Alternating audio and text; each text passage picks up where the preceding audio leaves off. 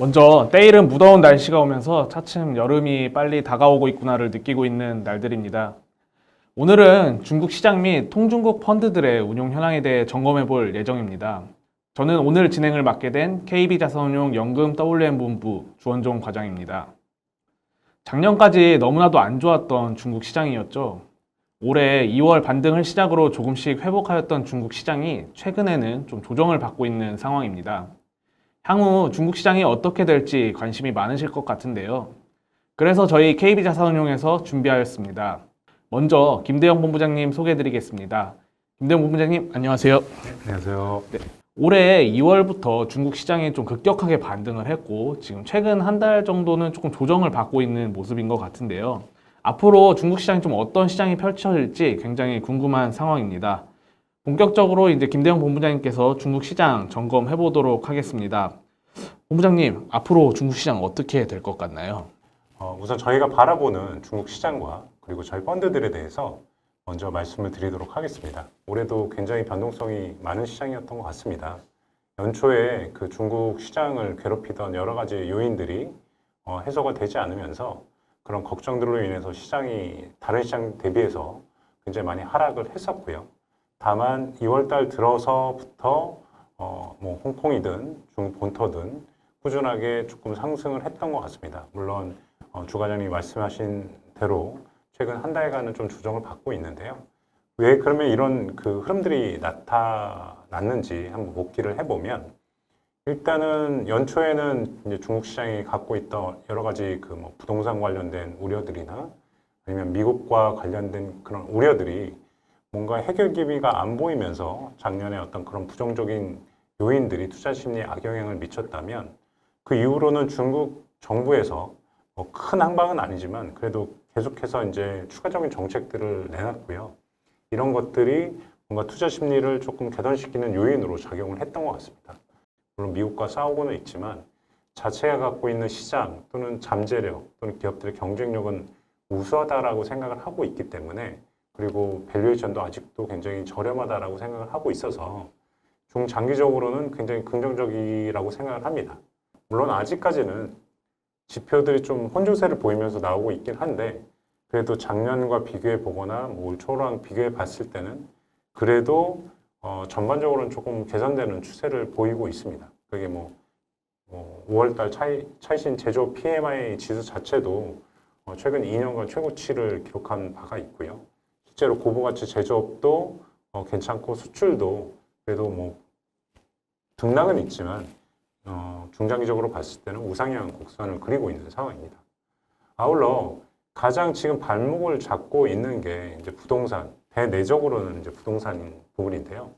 부동산 관련해서 뭐 수저우나 뭐 상하이나 이런 큰 대도시들, 뭐 항저우 같은 뭐 일선 도시, 준일선 도시들에 대해서 부동산 구매 제한 조치들이 계속해서 좀 완화되고 있는 상황입니다. 그래서 이런 것들이 계속되면, 물론 아직까지는 뚜렷한 회복의 징후를 보이고 있지는 않지만 그래도 전반적으로 좀 나아지는 방향으로 가고 있다라고 생각을 하고 있고요.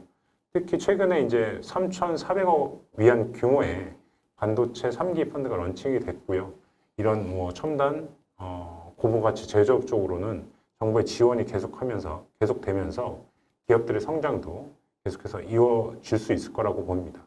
그리고 이제 뭐 산업 생산 증가율이나 아니면 특히나 제조업이나 하이테크 산업 생산 증가율을 보면 좌측 하단의 그래프 또는 우측 하단의 하이테크 쪽 노란색으로 바로 표시된 부분들을 보시면 굉장히 예년 대비해서 조금 많이 성장을 하고 있는 모습을 보이고 있는 것을 볼 수가 있고요. 이런 부분들은 중국 경제나 또는 기업이 발전하는데 굉장히 좀 고무적으로 작용할 수 있을 거라고 생각을 하고 있습니다. 특히 앞서 말씀드렸듯이 우측 하단에서 보시면 민간 기업 경기를 또는 중소업체 경기를 대표하는 차이신 제조업 PMI가 지금 우측 하단에 보시는 바와 같이 검은색 실선으로 쭉 올라와 있는데요. 최근에 좀 많이 개선되는 모습을 보이고 있습니다. 그래서 실제적으로 제가 지난주에도 중국에 좀 다녀왔는데 여러 뭐 애널리스트나 펀드 매니저나 아니면 기업 탐방을 해서 여쭤보면 그 중에 한 30, 40% 정도는 중국이 작년보다는 좀 나아지고 있는 것 같다라고 말씀을 좀 공적으로 해주셨던 것 같아요. 물론 한 반 정도 부분은 아직 뭐 뚜렷하게 나아지고는 있지만 아직도 힘들다라고 좀 말씀해 주셔서 좀 시간이 걸릴 거를 좀 암시해 주시긴 했지만 그래도 점진적으로는 좀 우상향하는 방향으로 가고 있는 건 맞는 것 같다라고 말씀을 드릴 수 있을 것 같고요.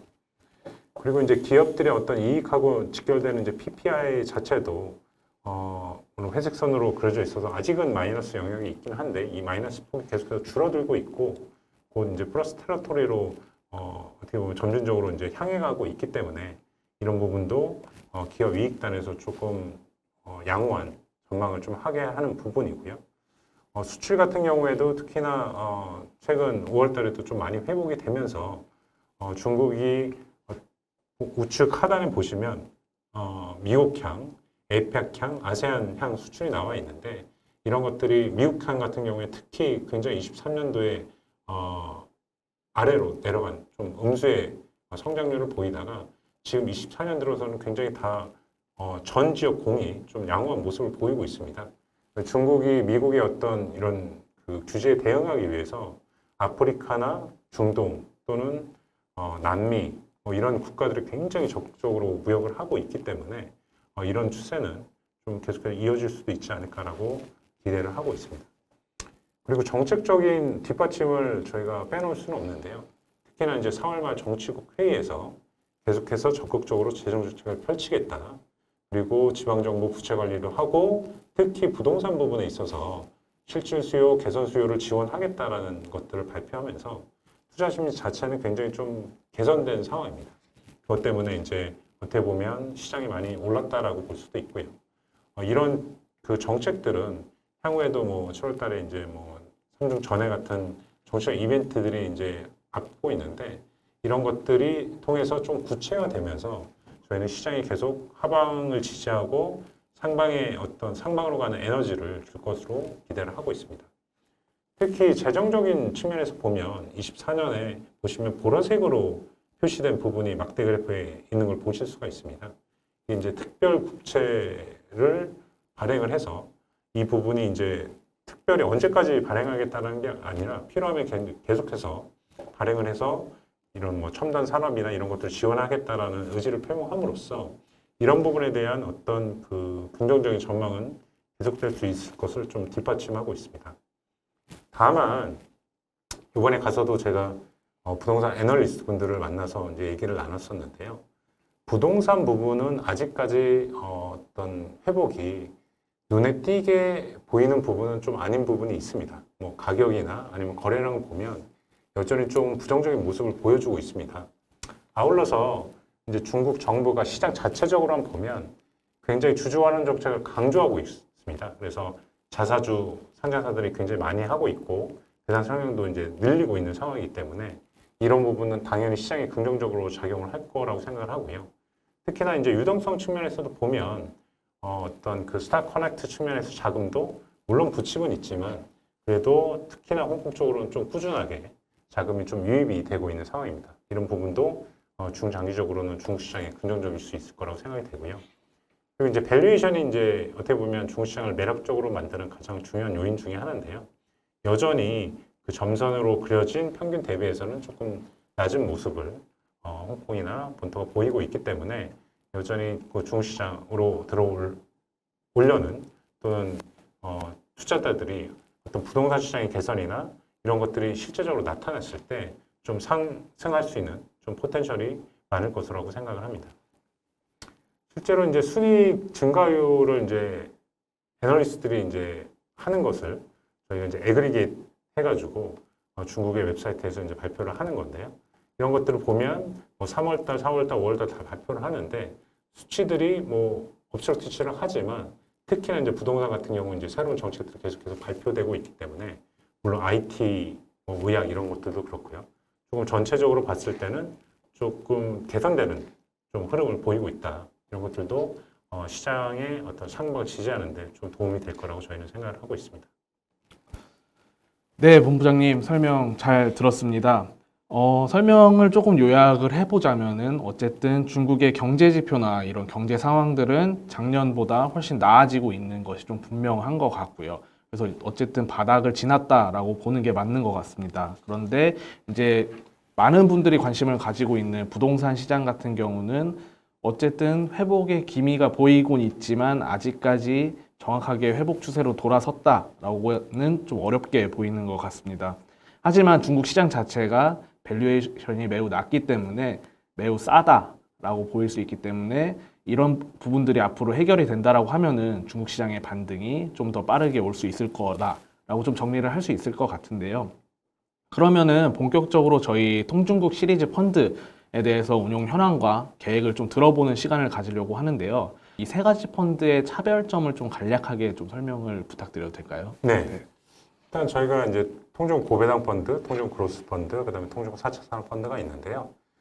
일단 통중 고배당 펀드는 이 세 가지 펀드 중에서 가장 그 분산해서 가장 좀 골고루 투자를 하고 있고 여기에 좀 배당을 많이 주는 기업, 예를 들면 뭐 은행이라든가 유틸리티라든가 또는 에너지라든가 아니면 뭐 IT 기업 중에서도 조금 뭐 심지어 대만 기업 같은 경우는 또 배당을 좀 많이 주기도 하거든요. 그런 기업들을 조금 더 이제 고려해서 투자를 한다는 특징이 있을 것 같습니다. 그래서 이 세 가지 펀드 중에서는 가장 좀 브로드하고 가장 좀 상대적으로 좀 안정적이고 좀 배당까지 고려하면서 투자를 하고 있는 펀드다라고 생각을 해주시면 될 것 같고 통중 그로스 펀드는 뭐 지역적으로는 역시 홍콩, 그다음에 뭐 본토, 대만 다 투자를 하되 조금 더 그로스가 성장이 조금 더 나올 수 있는 부분에 조금 더 포커스를 맞춰서 좀 투자를 한다라는 게 좀 차별점이 될 것 같습니다. 그래서 현재 펀드 현황 같은 경우를 예를 들어 보자면 이제 은행 같은 경우에 통중 고배당에는 뭐 BM 대비해서 BM하고 비슷한 수준의 어떤 금융주를 투자하고 있지만 그로스 펀드에는 그런 부분의 비중이 굉장히 상대적으로는 좀 적고 거기서 좀 적어진 부분이 뭐 조금 더 성장이 나올 수 있는 부분, 예를 들어서 뭐 IT나 산업재나 이런 부분들을 조금 더 이제 많이 투자가 되고 있는 펀드라고 생각을 하시면 되고요. 그리고 조금 더 이제 적극적으로 어떤 시장 상황에 따라서 좀 트레이딩을 하거나 아니면 좀 자산 배분을 하거나 이런 것들을 조금 더 적극적으로 하는 펀드라고 생각을 해주시면 될 것 같습니다. 통중국 4차 산업 펀드는 이름에서도 나와 있지만 조금 더 포커스에서 약간 4차 산업 관련된 그보다 약간 어떻게 보면 섹터로 굳이 나누자 보면은 IT가 보통 50% 넘게 투자가 되고 있거든요. 4차 산업 같은 경우에. 그래서 그런 중국의 4차 산업 관련된 조금 더 협소한 의미의 어떤 성장주들에 조금 더 집중해서 좀 투자를 하고 있는 펀드라고 생각을 하시면 될 것 같습니다. 그래서 약간 테마적인 성격이 훨씬 더 조금 이 두 펀드에 비해서는 조금 더 두드러진 펀드라고 생각을 해주시면 될 것 같습니다. 네, 본부장님, 일단 펀드 차별점은 잘 들어서 알겠습니다. 그러면은 저희 이제 본격적으로 펀드 현황에 대해서 좀 살펴볼 건데요. 사실 저희 이제 중국 시장이 반등을 했고 최근에 좀 조정을 받고 있지만 저희 펀드가 물론 뭐 BM 대비 더 잘했던 펀드들도 있겠지만 BM 대비 좀 성과가 안 좋았던 펀드들도 있던 것 같습니다. 그래서 그런 부분들이 왜 안 좋아졌는지 그리고 그게 앞으로 어떻게 개선이 될 건지에 대해서 좀 더 명확하게 살펴보는 시간을 갖도록 하겠습니다. 네, 본부장님 설명 부탁드리겠습니다. 네. 일단 통중 고배당 펀드에 대해서 먼저 말씀을 드리도록 하겠습니다. 최근에 성과가 조금 회복되고 있기는 한데 좀 부진한 모습을 보이고 있습니다. 그 요인을 좀 살펴보면 연초에 이제 조금 시장 전체적으로 봤을 때는 상대적으로 성장률이 조금 뒤처졌던 펀드들이 앞서 말씀드린 대로 중국 정부가 정책적으로 좀 주주환원 정책을 펼치면서 조금 급격하게 좀 괜찮았던 부분들이 있습니다. 그런 부분들이 이제 뭐 통신 서비스라든가 아니면 뭐 부동산이라든가 아니면 심지어 이제 뭐 금융이라든가 뭐 이런 부분들에 있던 기업들이 굉장히 조금 아웃퍼폼하는 경향을 보였었는데요. 이런 부분들에 있어서 연초에는 저희가 사실은 중국 경제가 회복됐을 때 중국 정부 정책의 수혜를 받는 어떤 성장주들이 조금 더 갈 수 있지 않을까라고 생각을 해서 지금은 물론 저희가 금융주 비중을 연초보다 훨씬 더 많이 늘리고 예를 들어 유틸리티 비중도 많이 높아지긴 했지만 연초에는 그렇게 많이 갖고 있지는 못했었거든요. 근데 그런 부분들이 시장이 이제 급격하게 상대적으로 좋았던 섹터들이 저희가 좀 언더웨이트 돼 있었던 부분들 그런 부분들이 그 해당 펀드에 좀 마이너스 기여를 했습니다.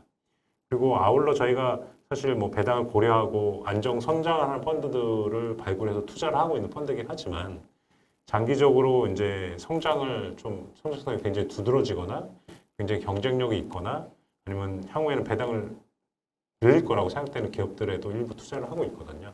근데 중국의 이제 헬스케어 중에서 뭐 CDMO, CRO 업체들이 굉장히 경쟁이 강하다라고 저희는 생각을 했습니다. 이제 중국 내에서도 강하고 글로벌리도 굉장히 강한 경쟁력을 갖고 있는 좋은 업체라고 생각을 해서 저희가 연초에는 투자를 하고 있었는데 그것들이 이제 갑자기 미국에서 이제 중국 관련된 기업들에 대한 뭐 규제가 나오면서 이런 부분들이 좀 타격을 많이 받고 심지어 이제 중국 내에서도 이제 반부패 관련해서 그런 것들이 조금씩 나오면서 어떻게 보면 이런 저희가 투자하고 있던 기업들이 큰 폭으로 좀 주가가 조정되는 양상을 보였고요. 그런 부분들이 이제 양방으로 저희 펀드에 이제 악영향을 미치면서 조금 부진한 모습을 약간 보였습니다. 다만 저희 펀드가 특별히 조금 성과가 조금 두드러지게 조금 나빠졌던 부분이 4월 달에 조금 그런 부분이 많이 발생을 했습니다. 4월 달에는 저희가 이제 이런 부분들을 생각해서 전략을 약간은 조금 수정을 했고요. 예를 들자면 뭐 유틸리티나 아니면 홍콩의 뭐 금융주나 이런 부분들을 조금 뭐 중국의 본토의 금융주나 이런 부분들을 선별해서 조금 더 올렸었고요. 그리고 이제 대만 관련해서 이런 AI 관련된 테마가 굉장히 좀 강하게 좀 중장기적으로 이어질 수 있을 거라고 생각해서 그런 부분들에 대한 비중을 좀 많이 들렸습니다. 그래서 저희가 약간 좀 언더하고 있었던 부분들을 조금 회복하려는 전략을 펼쳤는데 이게 4월 달에는 조금 안타깝지만 그동안 조금 잘 달렸던 대만 시장이 약간 조정을 보였고 그동안 조금 많이 부진했던 홍콩 시장이 좀 급등 양상을 보였습니다. 4월 달에만 한 뭐 20% 가까이 오르면서 저희 포트폴리오에 조금 안 좋게 작용을 했습니다. 다만 저희 생각이 저희는 뭐 그 어떻게 보면 고통스럽지만 약간 고집을 한 부분이 있었고요. 그 이후로는 5월 달 이후에 이 홍콩이 반등하고 대만이 많이 빠졌던 부분이 5월 이후에는 그 반대 현상이 나오면서 최근 1개월간은 지수 대비해서 한 3.7% 아웃하면서 성과를 회복해 나가고 있는 양상입니다. 저희가 생각했을 때는 이러한 양상이 중장기적으로는 조금 이어질 수 있을 거라고 생각을 하고 있고요. 그렇게 되면 지금 뭐 1개월 내에 그 회복한 것처럼 빠르게 좀 회복하면서 지수 대비해서 좀 좋은 모습을 보여줄 수 있을 거라고 생각을 하고 있습니다. 그래서 고배당 펀드 지금 모습을 보면은 말씀드린 대로 유틸리티나 뭐 금융 이런 부분에 이제 많이 포진이 되어 있고요. 그리고 성장성 부분을 저희가 감안을 해서 대만 어떤 IT 부분들에 좀 많은 비중을 투자하고 있는 상황입니다. 통중국 그로스 펀드의 경우에는 통중국 고배당 펀드와 비슷하지만 어떻게 보면 조금 더 공격적으로 이제 투자를 한다고 볼 수가 있고요. 말씀드린 대로 금융 부분에서는 웨이트가 굉장히 작고 IT 부분이나 어떤 산업재 부분 이런 부분에 조금 더 공격적으로 좀 투자를 하고 있는 모습을 보실 수가 있습니다. 그래서 기본적으로 저희 향후 운용 전략을 보시면 중국 정부가 정책적으로 밀고 있는 고부가치 제조업에 어떤 긍정적인 결과가 있을 거라고 생각하고 그 부분에 어떤 좋은 기업을 발굴하는 데 좀 집중하는 부분이 하나가 있고요. 통중 고배당 같은 경우에는 중국 정부가 이제 주주환원 정책을 굉장히 강조를 하면서 거기서 수혜를 볼 수 있는 어떤 그 고배당 주식들, SOE 기업들, 뭐 유틸리티 기업들 이런 부분에 좀 집중해서 또 투자를 한 부분이 한 축이 될 것 같고요. 그리고 글로벌리 이어지고 있는 저희 AI 테마에 좀 수혜를 받을 수 있는 대만 IT 기업들에 투자를 하는 게 또 한 축이 될 것 같습니다. 그래서 네, 본부장님, 그 통중국 고배당 그리고 통중국 그로스 펀드에 대해서 설명 잘 들었습니다. 어쨌든 앞으로도 좋은 이렇게 운용 전략과 이런 것들을 통해서 고객님들께 좀 좋은 수익률로 보답드릴 수 있도록 많은 노력 부탁드리겠습니다. 네, 그럼 지금까지 시간 내주신 김대영 본부장님께 감사 인사드리겠습니다. 다음으로는 저희 섹터 펀드인 KB 통중국 4차 산업 펀드에 대해서 설명해 주실 김강일 이사님 모셔보겠습니다. 네, 이사님 안녕하세요. 네. 안녕하세요. 김강일입니다. 네. 먼저 이렇게 이제 KB 통중국 4차 산업 펀드 관련에 앞서서 저희가 뭐 이제 시장 전망을 앞서 했지만 이제 KB 통중국 4차 산업 펀드는 이제 섹터 펀드이기 때문에 시장을 보는 관점이나 또 아니면 어떻게 좀 더 세세하게 봐야 될지 조금 다르게 볼 수도 있을 것 같은데요. 이제 그런 부분 관련해서 저희 KB 통중국 4차 산업의 실제 운용력이신 김강희 이사님께서 한번 시장이라던가 또 섹터별로 어떻게 수익률이 났는지 뭐 이런 것들에 대해서 좀 자세하게 한번 설명 부탁드리겠습니다. 네. 말씀 방금 소개해 주신 대로 통중국 4차 산업펀드는 섹터 펀드라고 할 수 있겠죠. 더 정확히 얘기하자면 테마 펀드라고 할 수 있겠고, 우리가 흔히 시장에서 얘기하는 테마주 이런 테마라기보다는 벤치마크가 딱히 크게 의미는 없지만 기술 혁명, 그러니까 중국의 IT 혁신, AI를 통한 생산성 개선을 통한 뭐 GDP 향상 등 이런 것들이 이제 기업들의 생산성 향상으로 나타내고 이런 것들이 이제 수익률로 이어지는 이런 것들이 딱히 이제 벤치마크가 연결되지 않더라도 장기적으로는 벤치마크를 훨씬 상회하는 수익률을 가져올 수 있을 것이라는 믿음으로 이제 운영이 되는 펀드이거든요. 오늘 좀 많이 솔직한 말씀들을 좀 드려보고 싶고요. 사실 시장에 대해서는 뭐 매크로 이런 상황에 대해서는 방금 세션에서 많이 말씀을 드린 것 같고, 그래서 오늘 말씀해 주신 대로 이제 펀드가 초기에 런칭될 때 매크로 상황, 그때의 통중국 4차 산업은 어떠한 목표를 갖고 운용을 했었는지, 시장이 최근 5년간 어떻게 움직였는지 이런 것들을 좀 말씀드리고, 지금 상황에서 중국 시장 그리고 특히 중국의 이 IT 섹터 전망에 대해서 어떻게 생각을 했는지, 기대치를 어떻게 바꿔야 하는지, 이런 것들에 대해서 어떻게 대응을 하는지 이런 부분들을 좀 상세하게 좀 말씀을 드리고 싶습니다. 시장 지표를 사실 뭐 매크로 이런 자료들은 방금 많이 보여드린 것 같고요. 간략하게 최근 상대적인 비교를 좀 해드리고 넘어가고 싶어요. 올해 이제 시장 상황에 대해서 방금 말씀을 드렸는데요. 이제 파란색이 MSCI 선진국 지수고, 회색이 이머징, 그리고 마지막 저희가 주로 투자하고 있는 MSCI 차이나 지수거든요. 이렇게 보면은 이제 지난 1년간 상대 성과인데 그냥 중국이 못했네라고 볼 수도 있지만, 앞서도 말씀드렸지만 이제 1년 최근 올해 들어서 4월달 같은 경우에 이제 미국에서 AI에 대한 뭐 피로감 이런 것도 있었고, 금리 인하가 약간 연기된다 이런 것으로 이제 차익 실현이 나올 때 중국에서 이제 정책적인 지원이 화끈하게 나오고 있었고, 그때 보니까 중국이 매우 저렴한 상황, 중국을 다시 한번 믿어볼까라는 밸류에이션 콜이 컸었던 것 같고요. 그래서 4월 달에 그런 되돌림 현상이 좀 있었고, 5월 달에는 그것을 다시 일부 다시 되돌리는 현상. 지금 상황에서 어떻게 바라볼 것인가. 이런 되돌림 현상에서 가장 컸던 게 이제 밸류에이션 콜이라고 말씀을 드렸는데요. 이 밑에 차트를 한번 보시면은 이제 이머징 지수 대비 얼마나 저렴하게 거래되고 있는가. 그러니까 MSCI 차이나 지수가 0.8이라고 표현된 부분을 보시면은, 그러니까 이머징 지수 대비 한 18% 디스카운트 됐다. PER 밸류에이션 기준으로. 이제 글로벌 지수 대비는 46% 디스카운트가 되어 있다. 그러니까 미국이나 선진국 시장의 주식 시장의 지금 흐름이 계속 유지되고 있는데, 그러한 피로감이 가중될 때에 저렴한 주식을 찾아볼까라고 했을 때 첫 번째로 찾게 되는 시장이 중국이다 라는 점은 일단 뭐 주식 투자 관점에서는 긍정적으로 볼 수 있는 것이라고 할 수가 있고요. 지금 이제 뭐 굳이 저희가 이제 MSCI 차이나 기준으로 목표가 한국 지수 기준으로 얼마나 상승 여력이 있을까라고 해보면은, 아직 이 기준으로는 많은 하우스들에서는 이익이 아직 좀 더 내려와야 된다라고 하는 부분이 아직 주류예요. 물론 이것은 이제 시간이 지나게 되면은 속도가 차이가 있겠지만 개선이 될 거예요.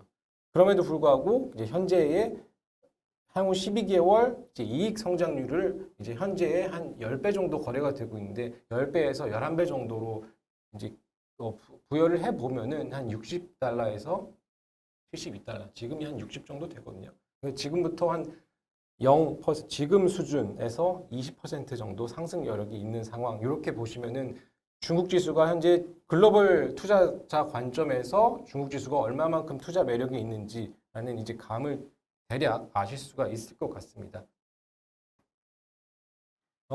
통중국 4차 산업펀드가 이제 IT 위주, 경기 소비재 이런 위주의 좀 섹터 펀드 특징이 강하다라고 말씀드렸는데 성장주 펀드예요.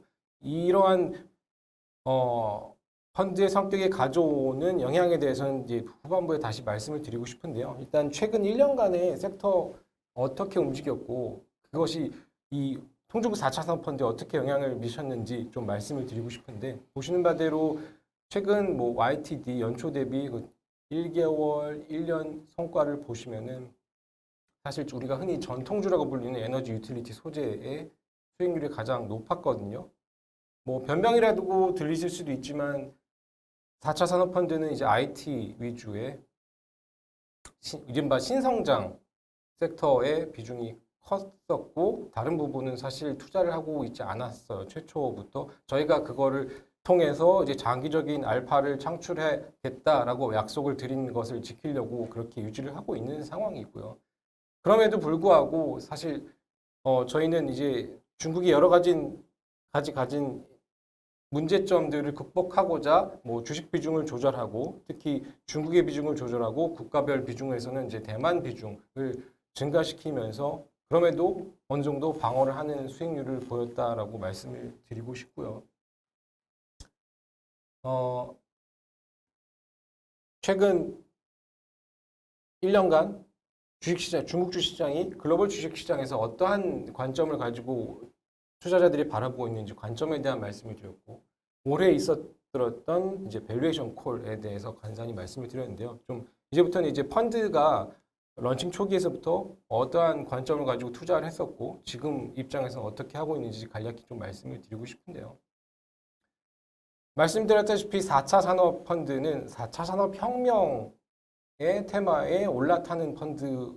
4차 산업혁명이라고 하면 지금은 이제 많이 미디어에서 얘기는 하고 있지 않은 이제 키워드이긴 하지만 사실 4차 산업혁명이라는 것은 모바일 혁명, 그러니까 스마트폰으로 인해서 데이터가 폭발적으로 증가하고 그러면서 클라우드 컴퓨팅으로 이어지는 이런 혁명이 AI로 이어지는 단계를 4차 산업혁명이라고 우리가 부르는 것이었거든요. 그래서 사실 4차 산업혁명 펀드라고 하지만 AI 펀드라고 저는 펀드 런칭에서부터 그렇게 투자를 해왔고요. 그러면서 그렇기 때문에 AI, 빅데이터, 클라우드 컴퓨팅을 최초부터 투자를 해왔고요. 다른 성장주에도 여러 가지 다양한 성장주 섹터에도 투자를 해왔습니다.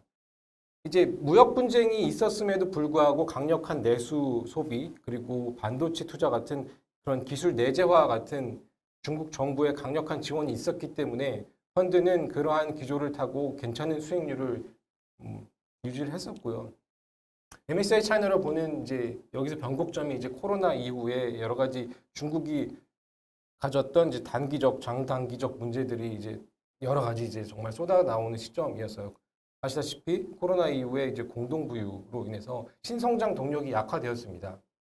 이 얘기는 뭐냐면 스타트업들이 새로 투자를 하고 많은 창업가들이 기회를 만들려는 노력을 약화시켰다라는 것을 볼 수 있고요. 이것은 이제 텐센트 같은 이제 빅테크들이 그러한 기업들을 찾아서 인수하려고 하는 노력들이 줄어들고 그러면은 이제 텐센트 입장에서는 장기적인 예를 들어서 AI 방면에서 뭐 혁신적인 서비스를 내놓을 수 있는 기회가 없어지고 이러면서 이제 전반적인 밸류에이션이 약화되는 현상이 일어났을 수밖에 없겠죠. 코로나 장기화는 내수수 기반을 약화시켰습니다. 우리가 흔히 코로나 때 보복 소비, 이연 소비를 많이 얘기했거든요. 지금 못 쓰니까 나중에 꼭 쓸 거야. 여행을 내년에 2번 가야지 하는 소비가 중국에서는 영구적인 일정 부분의 손실을 가져왔어요. 1년 정도는 기다릴 수 있지만 2, 3년이 되면은 영구적인 그 상태가 고정이 되는 효과가 있기 때문에 이것이 이제 우리가 지금 소비가 계속 회복되는 속도가 늦은 상황을 알 수가 있고요. 첨단 산업에 대한 제재, 트럼프의 무역 제재 이후로 이제 코로나 이후 때에도 이제 본격적으로 이제 엔비디아는 ASML 같은 첨단 반도체 장비 칩 생산 기업들이 중국으로 이제 수출을 전면적으로 금지가 되면서 성장주 입장에서는 단기적인 내수 부진에 이르는 영향과 장기적인 이제 희망 부분이 합쳐져서 이제 밸류에이션이 될 텐데 두 부분이 공이 다 타격을 입게 되었었죠. 부동산 산업 문제도 사실 고질적인 문제였죠. 누구나 잠재적인 리스크라고 얘기했지만 이제 이때 같이 터질 줄은 사실 몰랐던 것이고 그렇게 되면서 이제 지금까지 쭉 하락을 해오는 양상을 보였어요. 성장주 펀드라고 말씀을 드리고 있는데 사실 성장주 펀드라는 것은 일반적으로 경기가 개선이 되고 지수가 불마켓, 상승장에서 더욱 많이 상승하는 성격을 가지고 있어요. 왜냐하면은 기업들이 투자를 왜냐면 내년의 수익이 더 올라갈 것을 확신하고 있으니까 인플레이션도 계속 발생을 하면서 투자를 더 많이 하고 사람을 더 많이 뽑고 기업 이익은 점차 늘어나는데 애널리스트는 그 이익을 다 반영하지 않고 조금만 반영을 하게 되니까 기업 실적은 계속 서프라이즈가 나면서 밸류에이션이 상승되는 이러한 사이클이 나타나겠는데 이게 정반대의 상황이 지난 뭐 한 3, 4년간 계속 이어지는 상황이어서 성장주 펀드의 특징을 가진 통중고 4차 산업은 그 영향이 일반 지수에 비해서도 더 컸다라고 말씀을 드리고 싶고요. 그래서 이제 지금은 어떠한 국면이냐 이게 단기적인 내수의 부진도 겪었고 장기적인 첨단 산업에 있어서도 이제 그런 칩에 대한 수입이 불가능한 상황에서 이제 할 수가 없는 거냐라고 생각하면은 이제 포트폴리오를 저희가 꾸리는 입장에서는 그렇지 않다라고 말씀을 드리는 부분이 있고요. 우리가 처음에 이제 AI가 뭐가 필요하냐라고 할 때 ABC라고 많이 얘기를 해요. AI가 필요할 때 할 수 있는 것은 ABC가 필요하다라고 얘기하는데 알고리즘의 A랑 빅데이터의 B, C는 컴퓨팅 파워를 얘기하거든요. 알고리즘이라고 부르면 약간 좀 복잡하긴 한데 그냥 지금 부르는 뭐 챗GPT 같은 서비스를 우리가 생각을 할 수 있을 것 같고요. 빅데이터라고 했을 때는 누가 가장 많이 온라인 디지털로 된 데이터를 많이 갖고 있느냐 이 싸움에 대해서는 저는 중국이 어느 나라보다 압도적인 데이터를 쌓고 있다라고 저는 확신을 했었고요. 인구수나 그 디지털 환경이 미국보다 한 10배 정도 큰 상황이거든요. 마지막에 이제 미국에서 건드린 게 이제 컴퓨팅 파워거든요. 아무리 그런 데이터가 있어도 가공을 할 이제 그런 컴퓨팅 파워, 힘이 없으면 이제 AI를 만들 수가 없는 상황이 될 테니까. 저는 하지만 중국이 생각하는 것 그리고 제가 지금 생각하는 관점은 이런 것 같아요. 많은 부분이 타격을 받은 건 맞지만 사실 어떤 부분도 빅데이터 부분은 좀 논외로 치고 나머지 알고리즘이나 컴퓨팅 파워 같은 그런 하드웨어 장비의 기술 개발은 충분한 시간과 충분한 자금이 있으면 언젠가는 따라올 수밖에 없거든요. 반도체 시장에서 한국이 겪었던 것처럼 중국이 따라오는 것처럼 화웨이가 처음에 미국에 철퇴를 받고 뭐 타격을 입은 게 이미 뭐 4, 5년 됐거든요. 화웨이 폰이 지금 돌아온 지 올해 한 몇 개월 이미 지났고 화웨이가 이미 올해 1분기 같은 경우에는 화웨이 폰이 애플의 그 시장 점유율을 넘어서는 상황이 돼버렸단 말이죠. 화웨이 폰은 심지어 구글 OS도 아닌데 기술 개발의 격차가 충분한 시간과 자금이 있으면은 언젠가는 따라올 수 있다.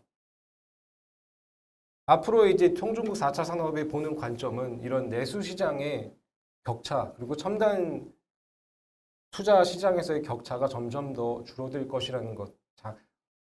단기적으로 어려울 수 있어도 장기적으로는 충분히 가능하다라고 하고 생각을 하고 있고 단기적으로 이미 화웨이 같은 이제 신뢰가 나오고 있고 샤오미 같이 전기차 부분에서 시장에 충격을 주는 모델이 계속 나오고 있는 상황.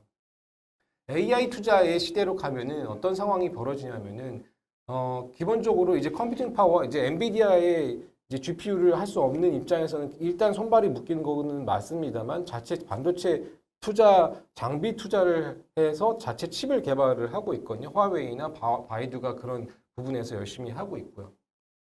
뿐만 아니라 이제 중국의 AI뿐만 아니라 이제 대만의 AI라고 하면은 사실 글로벌 데이터 센터 AI 칩의 밸류 체인에 있어서 미국이 이제 설계를 하고 대만이 한국도 일부 있었죠. 대만이 하는 이 구조는 앞으로 바뀌기 힘들 것이라고 생각을 하거든요. 제가 뭐 뒤에도 뭐 장표를 넣긴 했지만 미디어텍이나 저희 펀드에서 투자하고 있는 미디어텍이나 TSMC 같은 기업들은 AI 시대에 있어서 그런 고급 반도체 칩을 만들 때 있어서 꼭 필요한 기업들, 그리고 미국과의 파트너십을 통해서 앞으로 엔비디아와 같이 성장할 수밖에 없는 기업들이라고 생각이 들고요. 중국 같은 경우도 그런 빅데이터에서 오는 강점이 여전히 존재하고 있고요. 점차 뭐 자체 칩을 통해서 개발을 할 수 있으리라 저는 생각이 듭니다.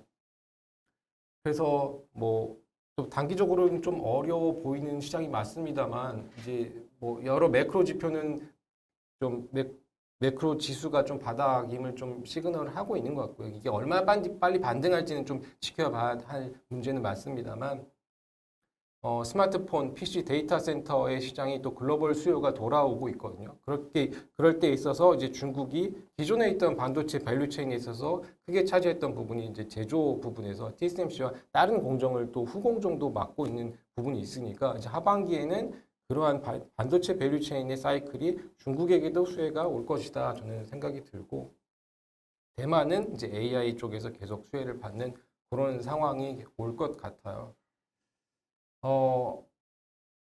좀 부정적인 얘기도 말씀을 많이 드렸는데 전반 저희가 말씀드리고 싶은 부분은 최초에 이제 통중국 4차 산업 펀드를 처음에 런칭했을 때의 매크로 환경과 지금은 많이 바뀐 상황이라고 생각이 들고, 기대치가 지금 많이 내려온 상황은 분명합니다. 이거는 우리가 주식 투자를 하면서도 알고 있지만 글로벌 투자자들의 눈높이가 굉장히 낮아졌어요. 밸류에이션에서 최저점을 나타낸 걸 반증이겠죠. 여기서 좋은 거는 이제 더 이상 나쁠 게 거의 없다라고 생각이 들어요. 이제 시간의 문제라고 생각이 들고요. 이제 다만 이제 바뀌어야 될 것은 우리가 투자 관점에 있어서 중국이 해외 투자의 큰 부분을 차지했다라고 하면은 이제는 이제 중국뿐만 아니라 여러 같이 뭐 미국을 선진국으로 한다면은 중국도 이제 이머징에서 일부분으로서 차지할 수 있는 부분은 역할은 앞으로 계속 할 수 있을 것 같다. 이렇게 생각이 들고, 다만 이제 눈높이가 낮아졌으니까 이거를 비트하는 일도 그렇게 어렵지는 않을 수 있다. 그런 부분이 이제 펀드의 이제 전략적인 투자 방안이라고 저는 생각을 하고 올해 하반기 이제 내년까지 좀 투자를 계획하고 있는 상황입니다.